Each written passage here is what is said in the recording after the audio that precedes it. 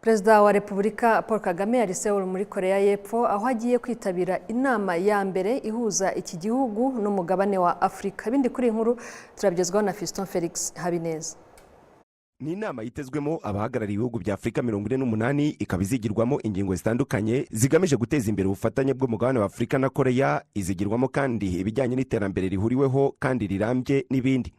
Biteganyijwe ko iyi nama izayoborwa na Perezida wa Repubulika ya Korea y'Epfo Yoon Suk Yeol ku bufatanye n'umuyobozi wa Afrika yunze ubumwe Mohamed El Ghazouani usanzwe ari perezida wa Mauritania.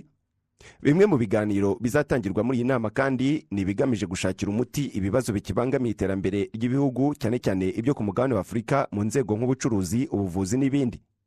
Ikindi kizagarukwaho muri iyi nama ni ikibazo cy'imihindagurikire y'ibihe nka kimwe mu bikomeje gukoma mu nkokora imibereho myiza y'abaturage haba muri Afrika na Aziya aho Korea y'Epfo iherereye.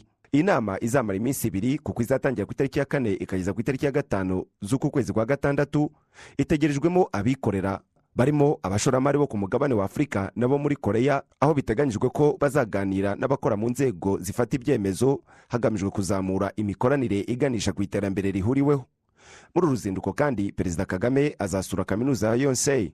Aha biteganyijwe ko Perezida Kagame azahabwa impamyabumenyi y'ikirenga y'icyubahiro mu ishami rya Public Policy and Management. Yonsei ni imwe muri kaminuza zikomeye muri Korea, yashinzwe mu mwaka w'1885 ikaba imaze gushinga ibigo by'ubushakashatsi bigera ku 178 mu nzego zitandukanye. Fiston Felix Habineza, i Kigali.